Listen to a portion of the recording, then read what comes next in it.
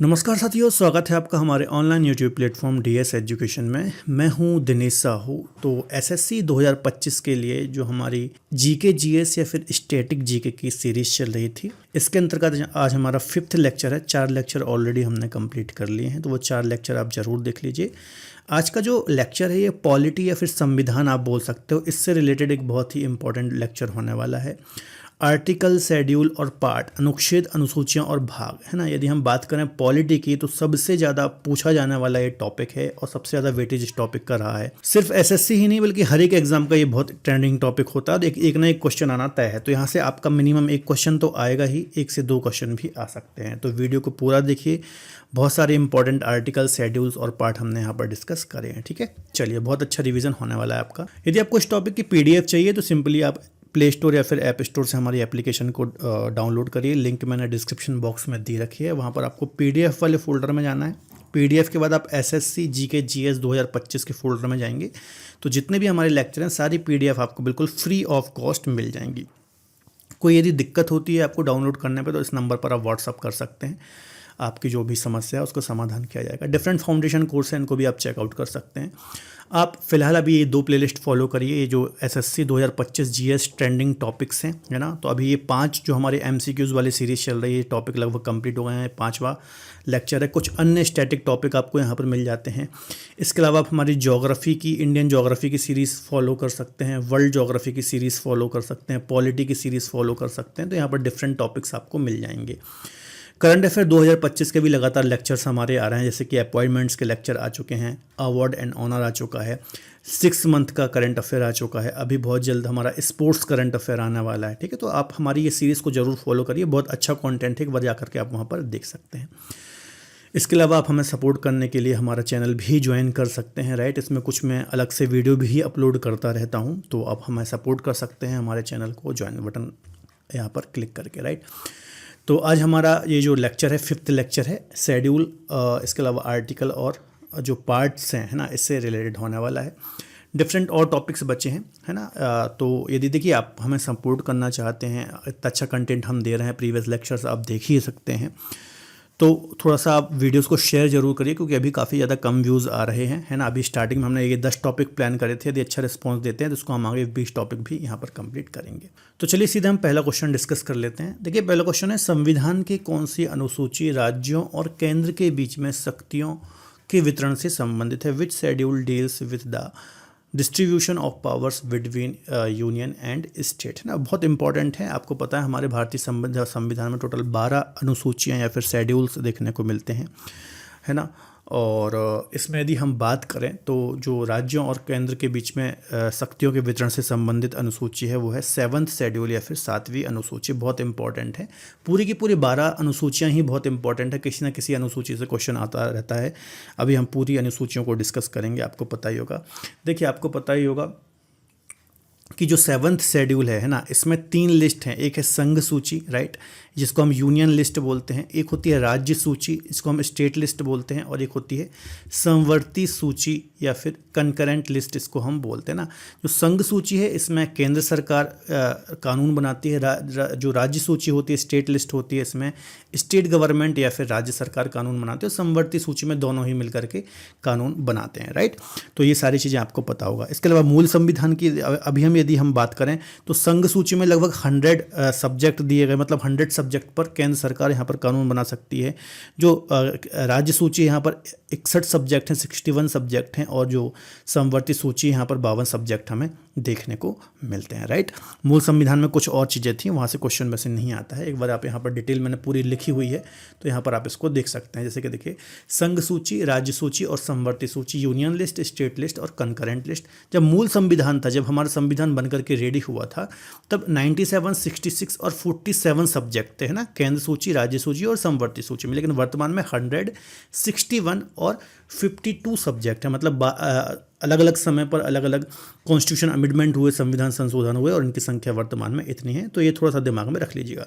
अब देखिए, जो केंद्र सरकार के पास शक्तियाँ होती हैं या फिर केंद्र सरकार के पास जो लिस्ट है उसमें बड़े बड़े चीज़ें होती हैं, जैसे कि रक्षा होता है, विदेश नीति होता है, परमाणु ऊर्जा, रेलवे, मुद्रा, तो ये यूनियन लिस्ट में आता है। स्टेट लिस्ट में पुलिस, स्वास्थ्य, कृषि, स्थानीय सरकार आती है। कंकरेंट लिस्ट में शिक्षा, वन, विवाह, तलाक, ये सारी चीज़ें आती है ना। तो ये थोड़ा सा आप दिमाग में रख लेना, काफ़ी ज़्यादा महत्वपूर्ण है। अब चूंकि मैंने आपको 12 शेड्यूल के बारे में बताया, तो 12 शेड्यूल को एक बार मैं इस टेबल से फटाफट रिवाइज करा देता हूँ, है ना। देखिए, कहीं ना कहीं से बहुत ज़्यादा संभावना है कि किसी ने मतलब बहुत सारी शिफ्टों में यहाँ से क्वेश्चन आने की संभावना ज़्यादा है, हमेशा यहाँ से क्वेश्चन आता है। फर्स्ट शेड्यूल में क्या दिया गया है ना, राज्यों और केंद्र शासित प्रदेशों के बारे में बताया गया है। सेकंड शेड्यूल में क्या बोला गया है, जो इनकी सैलरीज होती हैं, अधिकारी होते हैं, उनके वेतन भत्तों के बारे में बताया है। थर्ड में ओथ या फिर शपथ के बारे में बताया गया है, राइट। थर्ड में क्या बताया गया है, जो राज्यसभा सीटें होती हैं, है ना, इनके एलोकेशन या फिर इनके आवंटन के बारे में बताया गया है। फिफ्थ शेड्यूल में जो अनुसूचित क्षेत्र और अनुसूचित जनजाति क्षेत्र हैं, इनमें प्रशासन के बारे में बताया गया है, क्योंकि जो अनुसूचित जनजाति क्षेत्र होते हैं इनमें कुछ अलग से लॉ की आवश्यकता होती है ताकि उनका स्तर ऊपर उठाया जा सके, है ना। सिक्स्थ शेड्यूल में असम, मेघालय, त्रिपुरा, मिजोरम, ये खासतौर पर नॉर्थ ईस्ट के 4 जो राज्य हैं, इनके लिए जो आदिवासी क्षेत्र हैं, इनमें प्रशासन के बारे में, एडमिनिस्ट्रेशन के बारे में अलग से प्रावधान किया गया है।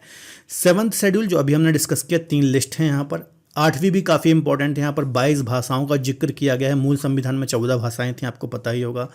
नाइन्थ शेड्यूल, इसको जोड़ा गया था, है ना, बाद में, मतलब मूल संविधान में 8 ही शेड्यूल थे, बाद में 4 अलग अलग समय पर जोड़ा गया, तो भूमि सुधार से संबंधित है।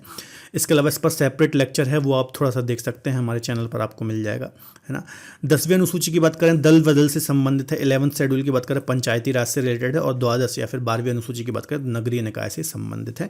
आगे चल करके और भी हम एक एक अनुसूची को यहाँ पर डिटेल में डिस्कस करेंगे ना। तो ये 12 अनुसूची ध्यान से पढ़ लीजिए, है ना। यदि आप चाहते हैं कि इन 12 सूचियों का कोई ऐसा मैं ट्रिक वीडियो बना दूं ताकि आप इजीली याद कर पाएँ, तो आप कमेंट बॉक्स में बताइए, मैं कोशिश करूँगा कोई ऐसा सिंपल वीडियो बना दूँ ताकि ट्रिक के माध्यम से आपको सभी अनुसूचियाँ याद हो जाएँ, राइट।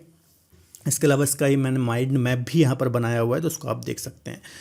अगला क्वेश्चन है, यूसीसी, यूनिफॉर्म सिविल कोड, या फिर जिसको हम समान नागरिक संहिता बोलते हैं, इसका उल्लेख भारतीय संविधान के किस अनुच्छेद में है? ये बहुत इंपॉर्टेंट क्वेश्चन है और डेफिनेटली बहुत अधिक संभावना है कि कहीं ना कहीं किसी ना किसी शिफ्ट में जरूर देखने को मिलेगा, क्योंकि अक्सर अभी ये, क्योंकि जो मोदी अभी गवर्नमेंट चल रही है ना, इनका जो घोषणा पत्र है उसमें कहीं ना कहीं ये चीज़ भी है ना, राइट। और अभी 2025 में आपको पता होगा, उत्तराखंड जो सरकार है, इसने भी यूनिफॉर्म सिविल कोड जो है इसको लागू कर दिया है ना, पहला राज्य ये बना है, राइट। तो यहाँ से क्वेश्चन आने की संभावना बहुत अधिक है। तो याद रखिएगा, जो हमारा आर्टिकल 44 है, आर्टिकल 44 किसके अंतर्गत है? तो जो DPSP है, directive principle of state policy, या फिर राज्य के जो नीति निर्देशक तत्व होते हैं, नीति निर्देशक तत्व होते हैं ना, इसके अंतर्गत आर्टिकल 44 है ना। भाग 4 आपको पता ही होगा, आर्टिकल 36 से 51 के बीच में। तो ये पार्ट भी इम्पॉर्टेंट है, ये आर्टिकल भी इम्पॉर्टेंट, यहाँ से भी क्वेश्चन आ जाता है। तो इसी DPSP के अंतर्गत आर्टिकल 44 में UCC या फिर यूनिफॉर्म सिविल कोड की बात कही गई है। इसका मतलब ये है कि देखिए, हमारे भारत में बहुत सारे अलग अलग धर्मों के लोग होते हैं, तो सभी लोगों के लिए जो क्रिमिनल चीज़ें होती हैं ना, क्रिमिनल केस होते हैं, इसमें तो सेम चीज़ें होती हैं, सेम सज़ा होती है, सेम कानून होते हैं। लेकिन जो और कुछ दीवानी कानून होते हैं, सिविल लॉ जो होते हैं, है ना, सिविल लॉ होते हैं, तो ये धर्म के अनुसार थोड़े से चेंज हो जाते हैं। जैसे कि मुस्लिम लोगों के लिए कुछ अलग हो जाते हैं ना। तो ये जो UCC है, समान नागरिक संहिता है, ये सभी कानूनों की समानता की बात करता है कि मतलब भारत के जितने भी नागरिक हैं, चाहे वो किसी भी धर्म के हैं, तो सभी के लिए क्रिमिनल लॉज एक होने चाहिए, और दीवानी या फिर जो सिविल लॉज होते हैं ये भी एक होने चाहिए, चाहे वो तलाक के मामले हों या फिर और कोई मामले हो, राइट।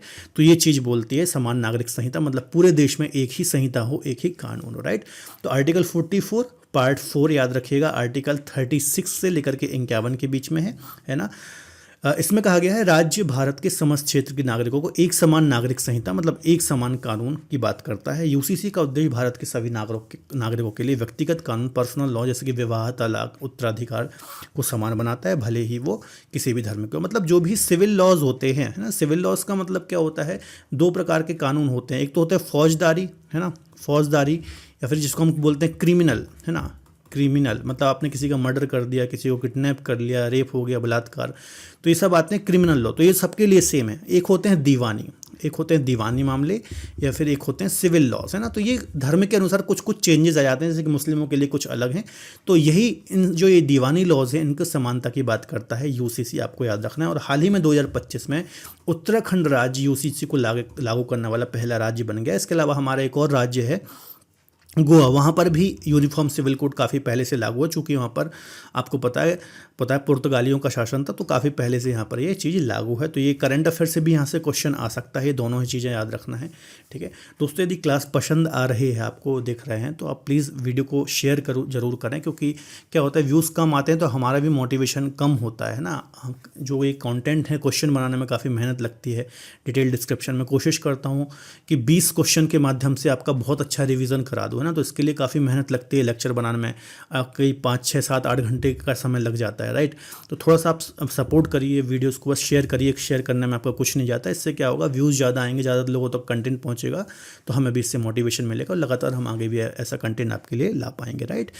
अगला क्वेश्चन देख लेते हैं। संविधान का कौन सा आर्टिकल भारत का सर्वोच्च न्यायालय या फिर सुप्रीम कोर्ट से रिलेटेड है? Which article is related to supreme court of India, है ना। तो सुप्रीम कोर्ट बहुत इंपॉर्टेंट है, अक्सर यहाँ से क्वेश्चन एग्जाम में आते रहते हैं। तो आर्टिकल 124 से लेकर के 147 के बीच में हमें सुप्रीम कोर्ट के बारे में देखने को मिलता है ना। यदि हम भाग की बात करें तो पार्ट 5, राइट, पार्ट 5 के अंतर्गत चीज़ें दी हुई हैं, याद रखना। भाग 5 के अंतर्गत आता है सुप्रीम कोर्ट, और 124 से 147 तक। आपको पता ही होगा सुप्रीम कोर्ट के बारे में कि हमारे भारत की जो सर्वोच्च अदालत है वह सुप्रीम कोर्ट है।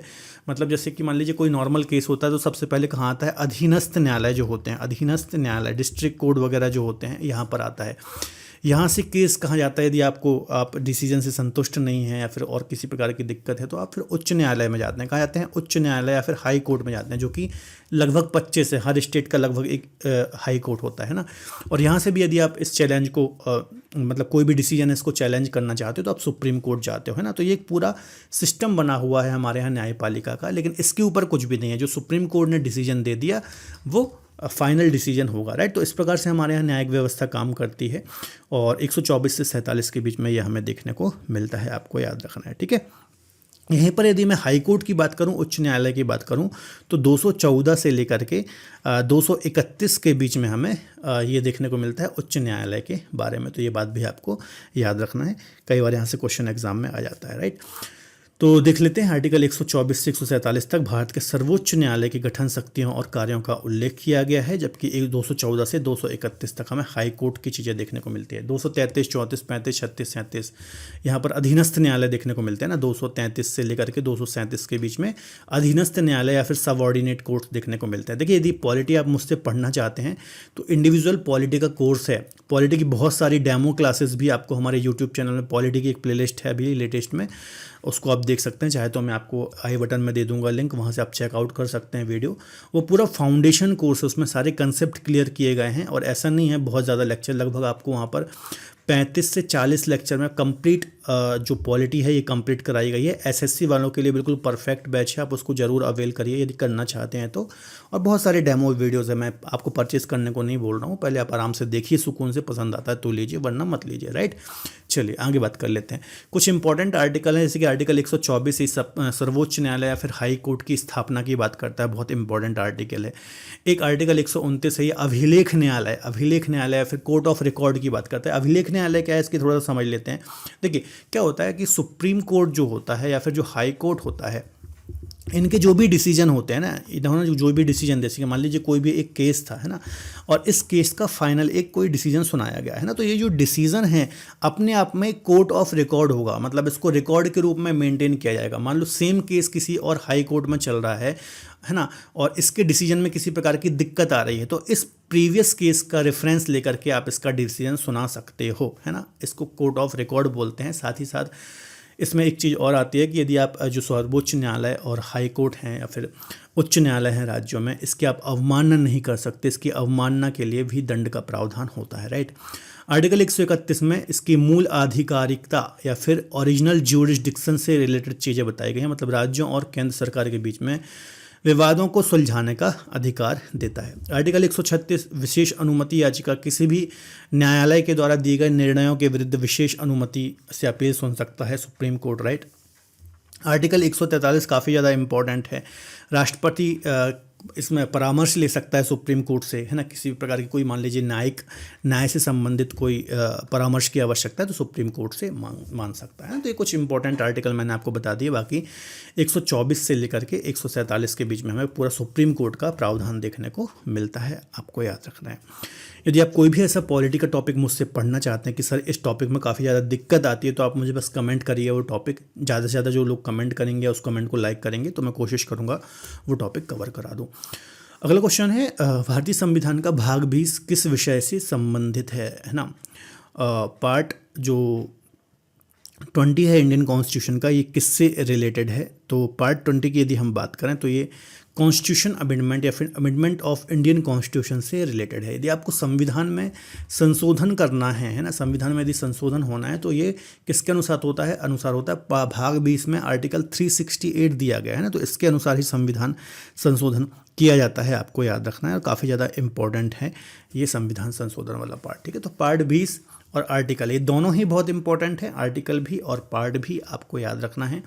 इसमें भारतीय संविधान को संशोधन करने की प्रक्रिया है। संविधान संशोधन करने का अधिकार है किसको है, संसद को है। लेकिन कुछ संशोधनों में राज्यों की मंजूरी भी आवश्यक है और स्पेशल मेजोरिटी से ये संविधान संशोधन किया जाता है, आपको याद रखना है, ठीक है। अब कुछ इंपॉर्टेंट पार्ट है, जैसे कि पार्ट 1 जो है ना, पार्ट 1 जो है, पार्ट में एक बार डिस्कस करा देता हूँ। इसमें बोला गया है संघ और राज्य क्षेत्र, संघ और जो राज्यों के क्षेत्र हैं इसके बारे में चीज़ें बताई गई हैं। आर्टिकल 1 से लेकर के 4 के बीच में भाग 1 हमें देखने को मिलता है। भाग 2 पार्ट, यदि हम 2 की बात करें तो इसमें सिटीजनशिप या फिर नागरिकता, है ना, नागरिकता या फिर सिटीजनशिप के बारे में चीज़ें बताई गई हैं आर्टिकल 5 से लेकर के 11 के बीच में, राइट। पार्ट 3 की यदि मैं आपको बात करूं, पार्ट 3 है ना, तो पार्ट 3 में फंडामेंटल राइट, मूल अधिकार, आर्टिकल 12 to 35 है ना, जो भी मौलिक अधिकार हमें दिए गए हैं। पार्ट 4 अभी मैंने आपको डिस्कस कराया था, इसमें DPSP, directive principle of state policy, article 36 से 51 के बीच में दिए गए हैं। भाग 6 या फिर पार्ट 5 की यदि मैं बात करूं तो यहाँ पर संघ या फिर यूनियन, राइट, यूनियन के बारे में बताया गया। ये बहुत बड़ा आर्टिकल है या फिर पार्ट है, आपको याद रखना है। आर्टिकल 52 से लेकर के 151 के बीच में आपको क्या देखने को मिलता है, संघ देखने को मिलता है। इसमें मतलब पूरा आपको संसद आ जाएगा, राष्ट्रपति आ जाएंगे, महान्यायवादी आ जाएंगे, सर्वोच्च न्यायालय आ जाता है, कैग आ जाता है ना, क्या क्या चीज़ें आ जाती हैं मैं एक बार बता देता हूँ। सबसे पहले यहाँ पर आ जाती है संघ की कार्यपालिका, है ना, कार्यपालिका में अब क्या क्या चीज़ें आ गई, तो सभी चीज़ें आ गई है, राष्ट्रपति वगैरह चीज़ें आ गई है ना, और मंत्रिपरिषद, प्रधानमंत्री, है ना, महान्यायवादी। फिर यहाँ पर आ जाती है संसद, पार्लियामेंट, लोकसभा, राज्यसभा, राइट, ये आ जाता है। फिर कुछ विधायी शक्तियाँ भी आ जाती हैं, है ना, न्यायपालिका, सुप्रीम कोर्ट, अभी मैंने आपको बताया न्यायपालिका आ जाती है, और कैग आ जाता है आर्टिकल 148 से 51 तक, है ना। तो ऐसे बच्चों आपको पूरे पार्ट ये पता होना चाहिए, आर्टिकल पता होना चाहिए, इंपॉर्टेंट आपको पता होना चाहिए। आपकी सुविधा के लिए स्टार्टिंग के 5 पार्ट मैंने यहाँ पर लिख रखे हैं, ये आप थोड़ा सा पढ़ लेना। आर्टिकल 1 से 4 में, है ना, नागरिकता में कहाँ पर है, यहाँ से क्वेश्चन आ जाता है। फंडामेंटल राइट, DPSP अभी मैंने आपको डिस्कस कराया। पार्ट 4 ये अभी नहीं बताता, ये मौलिक कर्तव्य फिर फंडामेंटल ड्यूटी से रिलेटेड है, काफ़ी इंपॉर्टेंट है ये भी, राइट। यूनियन के बारे में 52 से 51 के बारे में बताया गया। इसमें अलग अलग अध्याय देखने को मिलते हैं, 5 अध्याय, कार्यपालिका, संसद, विधायी शक्तियाँ, न्यायपालिका। इसके आर्टिकल भी मैंने सामने मेंशन करे हैं, तो इनको आप देख सकते हैं ना।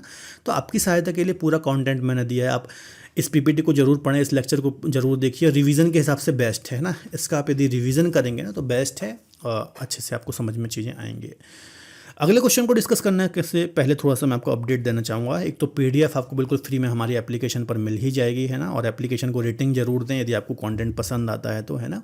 इसके अलावा डिफरेंट फाउंडेशन कोर्स हैं, जैसे कि आप पॉलिटी पढ़ना चाहते हैं तो पॉलिटी का फाउंडेशन कोर्स है, जो प्राइस है इन कोर्सेज़ की बहुत नॉमिनल है, लगभग 249 ईच। जो ये इंडिविजुअल कोर्सेज़ हैं इनकी प्राइस है बहुत ज़्यादा नहीं, और ऑफर में लगभग ये 199 के कई बार मिल जाते हैं, है ना। ज्योग्राफी का कोर्स है, कंप्लीट ज्योग्राफी भी है, इंडियन ज्योग्राफी है, वर्ल्ड ज्योग्राफी है, हिंदी है, राइट।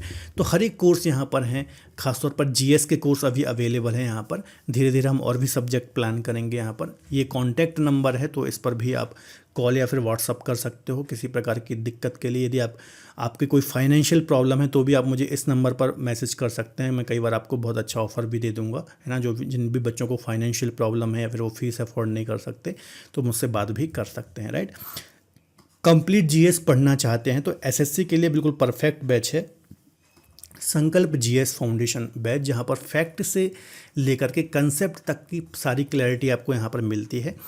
बाइलिंगुअल कोर्स है, हिंदी और इंग्लिश में, एनसीईआरटी बेस्ड कोर्स है ना। बहुत सारे फीचर्स हैं, है ना। यहाँ पर डायरेक्ट मैं खुद ही मेंटरशिप देता हूँ, तो इस कोर्स को आप ज़रूर अवेल करिए। बहुत अच्छा कोर्स है, डेमो क्लासेस ऑलरेडी हैं।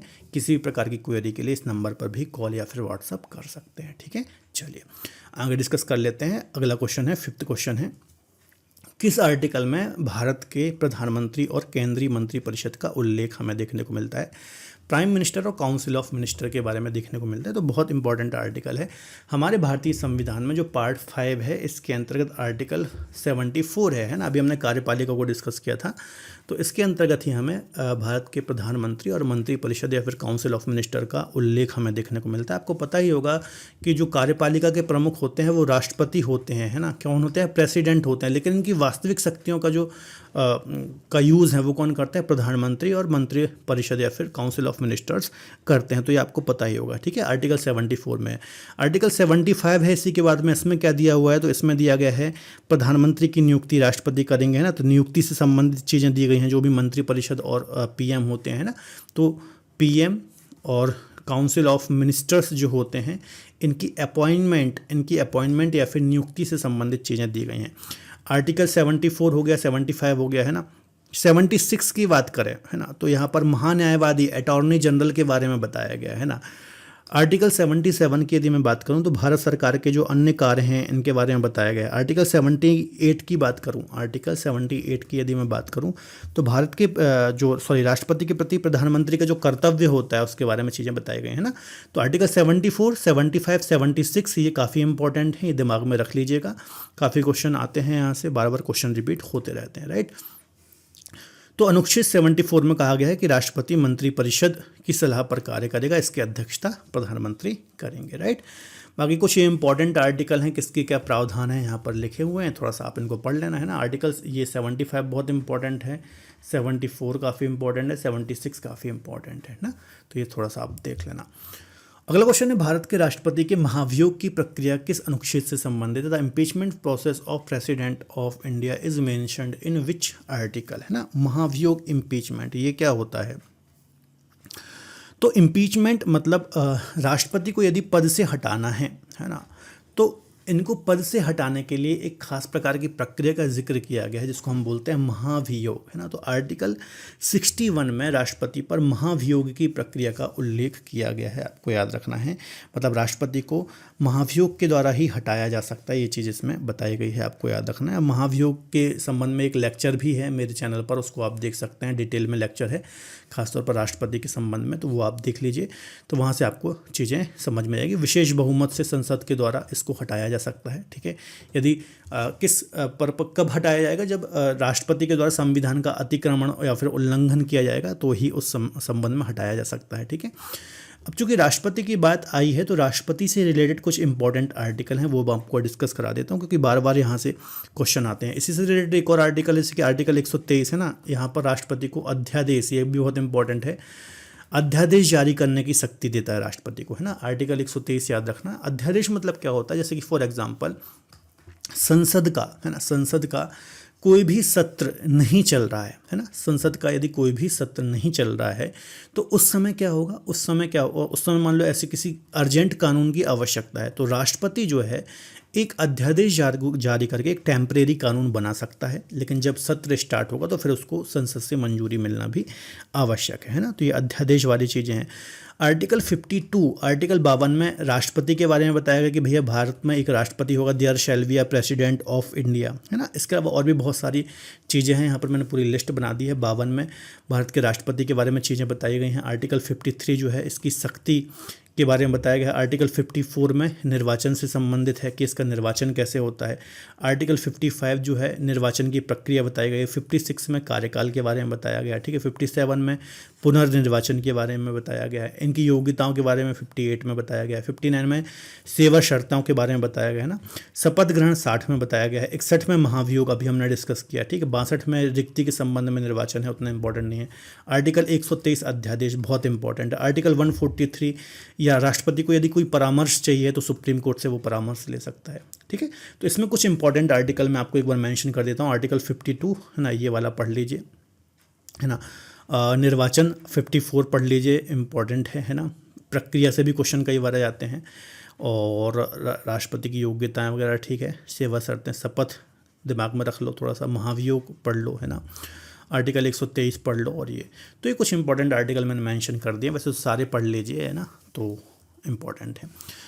अगला क्वेश्चन है क्वेश्चन नंबर 7 है अनुसूची नंबर 22 से, है ना। अनुसूची 22 में क्या दिया गया, the list of 22 language, right, 22 भाषाओं से संबंधित किस शेड्यूल में बताया गया है, मतलब किस अनुसूची में 22 भाषाओं का जिक्र किया गया। तो मोस्ट इम्पॉर्टेंट ये शेड्यूल है। 8वीं अनुसूची जो है हमारे भारतीय संविधान में, अभी हमने डिस्कस किया, टोटल 12 शेड्यूल है, मूल संविधान में 8 थी, जिसमें से 8वीं जो अनुसूची थी इसमें 22 भाषाओं का जिक्र किया गया है। जब मूल संविधान था हमारा उसमें 14 भाषाएं मेंशन थी, है ना, 14 भाषा थी। लेकिन समय समय पर कुछ संविधान संशोधन हुए और वर्तमान में हमें 22 भाषाएं देखने को मिलती हैं ना। तो यहाँ से संविधान संशोधन से भी क्वेश्चन आ जाता है। देखो सबसे पहले कितनी थी, 14 थी, राइट।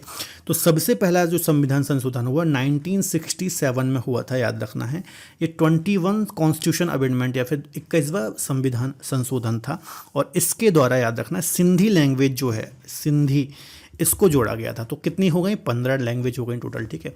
इसके बाद आता है समय लगभग 71वां संविधान संशोधन 1992, है ना। 1992 में 17 CA कॉन्स्टिट्यूशन अमेंडमेंट हुआ और इसके द्वारा कॉमन, है ना, मैं ऐसे याद करता हूँ, कॉमन कोंकणी, मणिपुरी और नेपाली, है ना।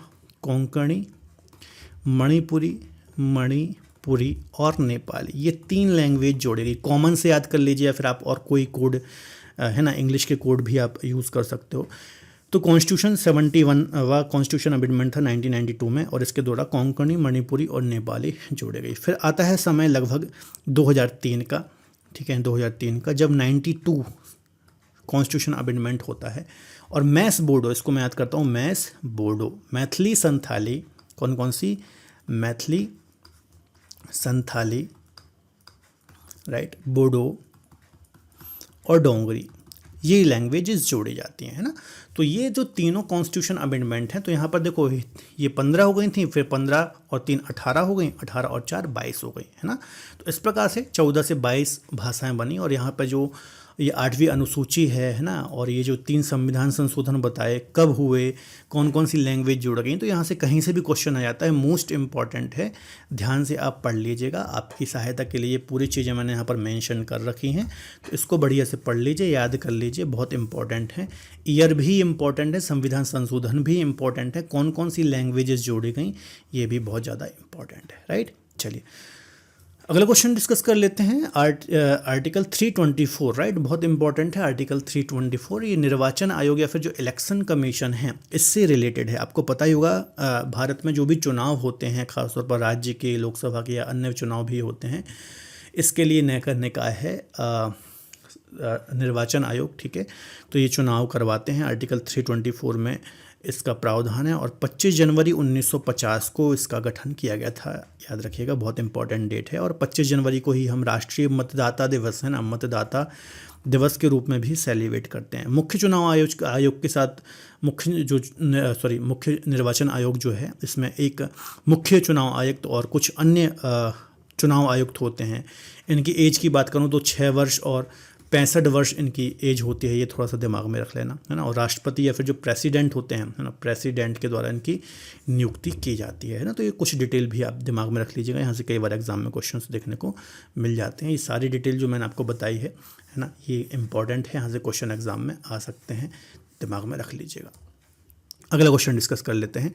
आर्टिकल 249 इज़ रिलेटेड टू, है ना, किस विषय से संबंधित है आर्टिकल 249, तो काफ़ी इंपॉर्टेंट है। राज्य सूची पर संसद की शक्ति, है ना। देखिए मैंने अभी आपको बताया था 3 सूची होती हैं, एक होती है संघ सूची है ना, एक होती है राज्य सूची और एक होती है समवर्ती सूची, राइट, समवर्ती सूची है ना। संघ सूची में जो केंद्र सरकार है ये कानून बनाती है, राज्य सूची में राज्य सरकार कानून बनाती है और समवर्ती सूची में जो है ये दोनों ही मिलकर के कानून बनाते हैं, ठीक है। तो यदि मान लो कोई ऐसी चीज़ है, कोई ऐसा विषय है जो कि नेशनल इंटरेस्ट का है ना, और राज्य सूची के किसी विषय में यदि केंद्र को कानून बनाने की आवश्यकता है ना, तो इसमें यदि याद रखिए कि राज्यसभा 2/3 बहुमत से है ना, जो राज्यसभा है 2/3 बहुमत से है ना प्रस्ताव को पास कर देती है, तो जो पार्लियामेंट या फिर संसद है ना, उस विषय पर कानून बना सकती है। तो राज्य सूची के विषय पर संसद को सख्ती दी गई है, आपको याद रखना है ना, नेशनल इंटरेस्ट के मुद्दे पर आपको याद रखना है, ठीक है। तो आर्टिकल 249 काफ़ी ज़्यादा इंपॉर्टेंट है। यदि राज्यसभा 2/3 बहुमत से प्रस्ताव को पास कर देती है, जिससे संसद को राज्य सूची के विषय में कानून बनाने का अधिकार मिल जाता है, यदि विषय राष्ट्रीय हित का है तो, राइट। अगला क्वेश्चन देख लेते हैं, भारतीय संविधान की 11वीं अनुसूची किससे संबंधित है? 11th शेड्यूल इज रिलेटेड, ठीक है। तो मोस्ट इंपॉर्टेंट है 11th शेड्यूल। तो 11th शेड्यूल की यदि मैं बात करूं, पंचायती राज जो संस्थाएं हैं इससे रिलेटेड है 11th शेड्यूल, आपको याद रखना है। किससे? पंचायती राज है ना, विकेंद्रीकरण, आपको पता होगा विकेंद्रीकरण मतलब भैया जो शासन की शक्ति है ये बिल्कुल निचले स्तर तक के लोगों को भी मिले, है ना, इसको बोलते हैं विकेंद्रीकरण। मतलब शक्तियाँ एक जगह समेट कर ना रखी जाएं, है ना, बिल्कुल निचले स्तर तक इनको विकेंद्रीकृत किया जाए, है ना। तो ये इसका ही एग्जाम्पल है, आपको पता होगा आर्टिकल 40 DPSP के अंतर्गत राज्य को ये कर्तव्य दिया गया है कि भैया आप पंचायतों का गठन करें, है ना, आर्टिकल 14 में भी इसका प्रावधान है और इसी के अंतर्गत पंचायती राज संस्थाएं भी स्थापित की गई हैं। अब यहाँ से जो क्वेश्चन आते हैं वो आते हैं कि एक तो 11th शेड्यूल है, आपको पता है, लेकिन ये 73वें कॉन्स्टिट्यूशन अमेंडमेंट 1992 के द्वारा इसको ऐड किया गया था, है ना, याद रखना है। पंचायती राज संस्थाओं को इनको 29 विषय दिए गए थे, है ना, याद रखना है इनको। तो ये पंचायती राज संस्थाएं हैं। इसके अलावा जो इसके बाद एक और शेड्यूल है ना, 22वां शेड्यूल है, इसमें नगरीय निकाय से संबंधित प्रावधान किए गए हैं। तो ये बात भी आपको याद रखना है, ठीक है, काफ़ी ज़्यादा इंपॉर्टेंट। आर्टिकल की बात करें 243 आर्टिकल के अंतर्गत ये सारी चीज़ें हमें देखने को मिल जाती हैं, ठीक है।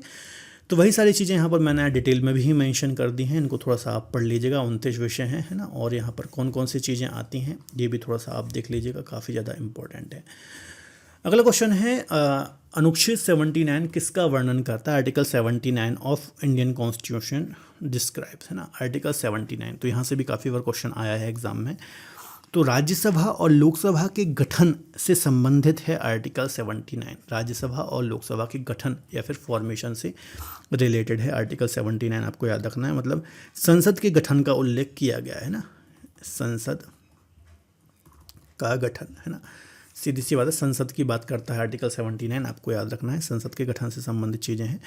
इसमें आर्टिकल 79 की यदि मैं बात करूं, है ना, तो यहाँ पर आपको संसद की रचना, है ना, इसमें संसद के बारे में बताया गया कि भैया संसद जो है ये प्रेसिडेंट, है ना, राज्यसभा अपर हाउस और लोकसभा लोअर हाउस से मिलकर के बना हुआ है, राइट।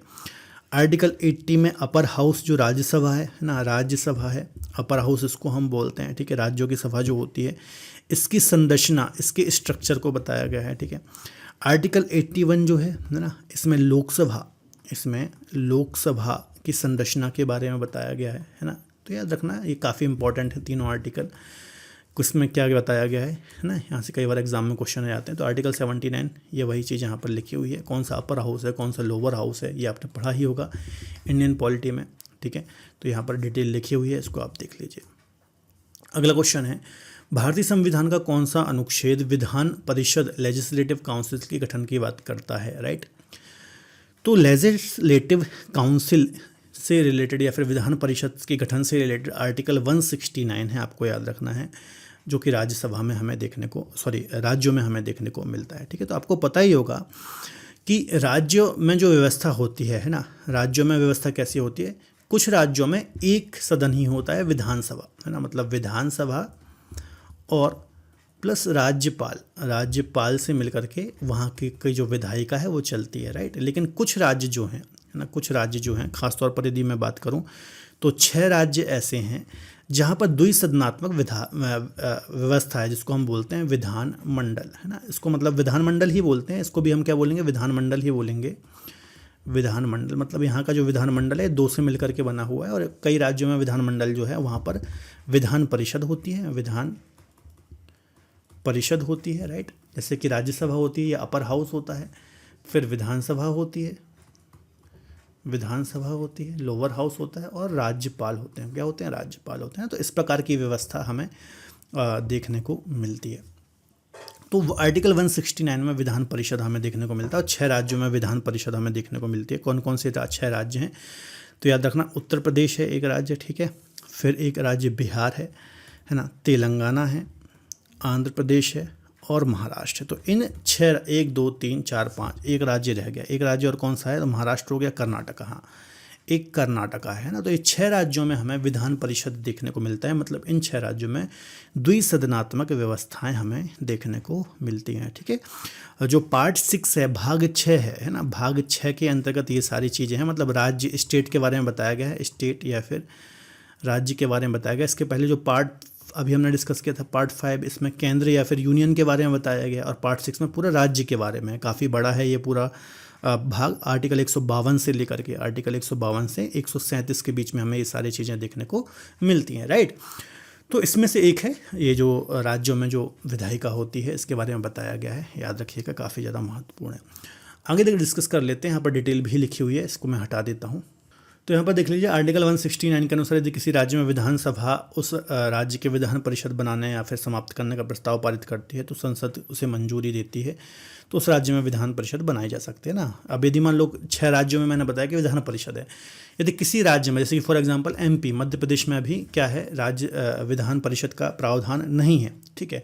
यदि MP को भी विधान परिषद का गठन करना है अपने यहाँ पर, तो सबसे पहले क्या करेगी, मध्य प्रदेश की जो विधानसभा है एक प्रस्ताव को पारित करेगी, है ना। प्रस्ताव पारित जब हो जाएगा तो ये आएगा संसद में। अब इस संसद का डिसीजन है कि मध्य प्रदेश में यदि वो विधान परिषद के लिए मंजूरी देना चाहे तो दे दे, वरना ना दे, है ना। तो ये संसद को ज़्यादा शक्ति इसमें प्राप्त है, आपको याद रखना है, ठीक है। तो ये सारी डिटेल दिमाग में रख लीजिएगा, इंपॉर्टेंट है। इसके अलावा पार्ट 6 के अंतर्गत ये पूरी चीज़ें आती हैं। पार्ट 6 काफ़ी बड़ा पार्ट है, जैसे कि पार्ट 5 है, तो यहाँ पर सारी चीज़ें मैंने मेंशन कर रखी हैं, इसको भी थोड़ा सा आप पढ़ सकते हैं, काफ़ी ज़्यादा इंपॉर्टेंट आपके लिए सारी चीज़ें हो जाती हैं, राइट। चलिए आगे है, संविधान का कौन सा भाग मूल अधिकार फंडामेंटल राइट से संबंधित है। तो आपको पता ही होगा, बहुत सिंपल है लेकिन इंपॉर्टेंट भी है, सिंपल तो है लेकिन इंपॉर्टेंट है। तो भाग 3 में आर्टिकल 12 से 35 के बीच में हमें मूल अधिकार फंडामेंटल राइट्स के बारे में देखने को मिलते हैं। हमारे भारतीय संविधान में 6 प्रकार के मौलिक अधिकार दिए गए हैं। मूल संविधान में 7 थे, संपत्ति के अधिकार को हटा दिया गया है ना। तो आपको पता होगा, समानता का अधिकार है, स्वतंत्रता का अधिकार है, शोषण के विरुद्ध अधिकार है ना। यहाँ पर पूरी लिस्ट मैंने दे रखी है, तो वहाँ पर अभी हम डिस्कस कर लेते हैं।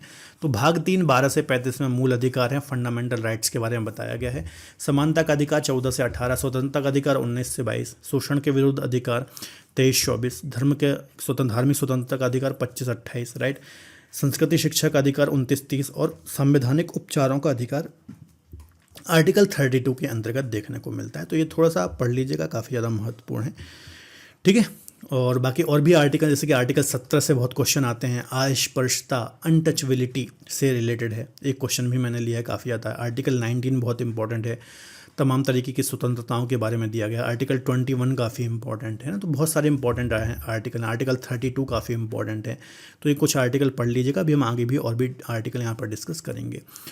अगला क्वेश्चन डिस्कस कर लेते हैं, संविधान का कौन सा भाग संघ की न्यायपालिका जुडिशियरी से संबंधित है ना। न्यायपालिका अभी मैंने आपको डिस्कस कराया था, जो पूरा भाग है आर्टिकल 124 से लेकर के आर्टिकल 147 है ना।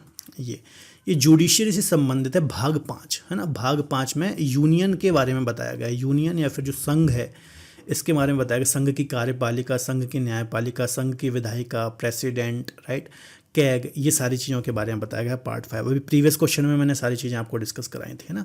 तो इसमें क्या बताया गया भैया, इसमें कार्यपालिका के बारे में बताया गया है, कार्यपालिका, है ना, विधायिका के बारे में बताया गया है, ठीक है। यहाँ पर आप देखोगे न्यायपालिका के बारे में बताया गया है, न्यायपालिका, है ना। कैग के बारे में बताया गया है, यहाँ पर ही आपको अटॉर्नी जनरल के बारे में बताया गया है ना। तो मतलब राष्ट्रपति, मंत्रिपरिषद, प्रधानमंत्री है ना, संसद, लोकसभा, राज्यसभा है ना, न्यायपालिका में सुप्रीम कोर्ट, अटॉर्नी जनरल जो कि सबसे बड़ा विधि अधिकारी होता है, कैग है ना जो कि धन का संरक्षक होता है, सार्वजनिक धन का संरक्षक होता है। तो ये सभी चीज़ें जो हैं केंद्र से संबंधित काफ़ी बड़ा ये पूरा भाग है। तो यहाँ पर ये हमें देखने को मिलता है। अब अभी मैंने आपको डिस्कस कराया था, इसका आप कमेंट बॉक्स में आंसर दीजिए कि भाग 5 जो है ये किस आर्टिकल से लेकर के किस आर्टिकल तक मेंशन्ड है, राइट। तो यहाँ पर पढ़ लीजिएगा। अगले क्वेश्चन डिस्कस कर लेते हैं, पंचायती राज। पंचायती राज का उल्लेख किस भाग में हमें देखने को मिलता है? तो पंचायती राज अपने आप में बहुत इंपॉर्टेंट है। भाग 9 में हमें पंचायती राज के बारे में देखने को मिलता है। अभी एक हमने इसका अनुसूची भी डिस्कस की थी है ना। तो आपको पता होगा भाग 9 में आर्टिकल 243 जो है, आर्टिकल 243 याद रख लेना, ये बहुत इंपॉर्टेंट आर्टिकल है। इसमें ही आपको भाग 9 में पंचायती राज देखने को मिलता है। एक आर्टिकल 40 है डीपीएसपी में, जिसमें राज्यों को बोला गया कि भैया पंचायतों का आप गठन करो है ना। इसमें महात्मा गांधी का जो एक प्रकार से उनका लक्ष्य था या फिर उनकी जो एक सोच थी वो दिखाई देती है ना। इसके अलावा भाग 9 में आप देखेंगे तो 3 चीज़ें देखने को मिलेंगी। एक तो पंचायतें है ना, एक नगरीय निकाय, नगरीय निकाय जो बड़े बड़े नगरों में होती हैं, नगर निगम, नगर पंचायत है ना, नगर पालिका वगैरह, सहकारी समिति, सहकारी समिति, राइट।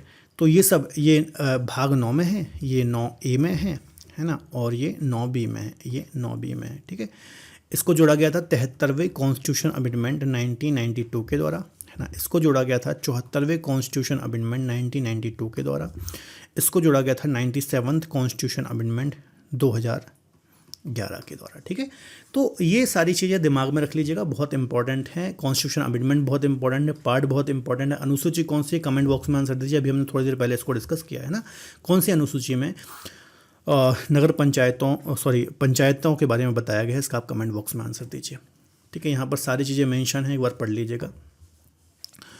आगे बात कर लेते हैं, भाग 10 किससे संबंधित है? Part 10 of Indian constitution is related to. तो अनुसूचित जाति और अनुसूचित जनजाति है ना, जो शेड्यूल्ड एरियाज़ हैं इसके बारे में है ना, इनके क्षेत्रों के बारे में बताया गया है, आपको याद रखना है। तो भाग 10 में ये मेंशन है, आर्टिकल 244 याद रखना है, आर्टिकल 244, और एक है आर्टिकल 244A। ये 2 आर्टिकल इससे रिलेटेड हैं, याद रखिएगा है ना। जो भी अनुसूचित जाति और जनजाति क्षेत्र होते हैं उससे संबंध में ये चीज़ें बताई गई हैं, ठीक है। मतलब इन क्षेत्रों में प्रशासन कैसे होगा है ना, इन क्षेत्रों में प्रशासन कैसे होगा है ना। अब अभी मैंने आपको एक अनुसूची भी बताई थी है ना। कमेंट बॉक्स में बताइए कि अनुसूचित क्षेत्रों में प्रशासन के संबंध में कौन सी अनुसूची है, राइट। इसका आप कमेंट बॉक्स में आंसर दीजिए। वैसे डिस्क्रिप्शन में ये चीज़ है, लेकिन फिर भी आप कमेंट बॉक्स में दे दीजिए है ना। यदि अभी आप देख रहे हो वीडियो तो वीडियो को पॉज करो और कमेंट करो, राइट। तो देखो, प्रशासन का मतलब क्या है? जो भी अनुसूचित जनजाति क्षेत्र होते हैं ना। अब आपको पता है अनुसूचित जनजाति क्या होते हैं, ट्राइबल लोग क्या होते हैं, जो कि समाज की मुख्य धारा से काफ़ी ज़्यादा पीछे हैं। अभी भी ये मतलब देखा जाए तो काफ़ी पीछे हैं है ना, जंगलों में डिपेंडेंट होते हैं है ना। बहुत कम लोग पढ़े लिखे हैं, लिटरेसी रेट काफ़ी कम है। तो इनके जीवन स्तर को उठाने के लिए इनको कुछ अलग कानून की आवश्यकता होती है, अलग प्रशासनिक ढांचे की आवश्यकता होती है ना। तो ये राज्यपाल को शक्ति दी गई है, आपको याद रखना है, और ये सभी चीज़ें आपको याद रखना है, ठीक है। तो याद रखना 244A में दिया गया है। बाकी डिटेल यहाँ पर मैंने मेंशन कर दी है ना, आप इसको ज़रूर देख लीजिए।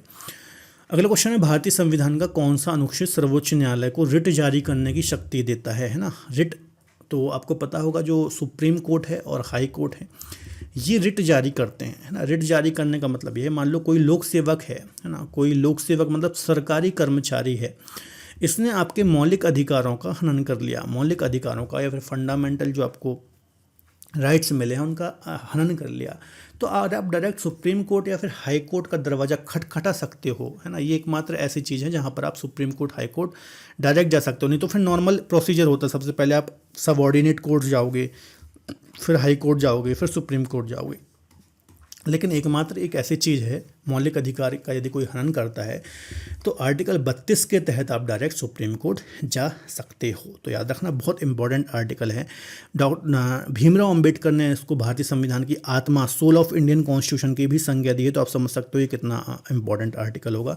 और सुप्रीम कोर्ट या फिर हाई कोर्ट जो है 5 रिट जारी करते हैं, याद रखना, हैवियस कॉर्पस, मैंडेमस है ना, प्रोहिबिशन, सर्टियोरी और क्यो वारंटो। तो ये 5 रिट होती हैं, आपको याद रखना है, काफ़ी इंपॉर्टेंट है।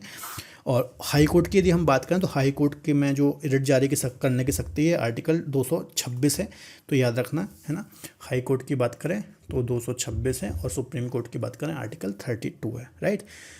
चलिए, तो यहाँ पर डिटेल लिखी हुई है, इसको एक बार आप पढ़ लेना। ये 5 प्रकार की रिट होती हैं, है ना। अब डिटेल में हम नहीं जाएंगे, वीडियो काफ़ी लंबा हो जाएगा, है ना। आगे बात कर लेते हैं।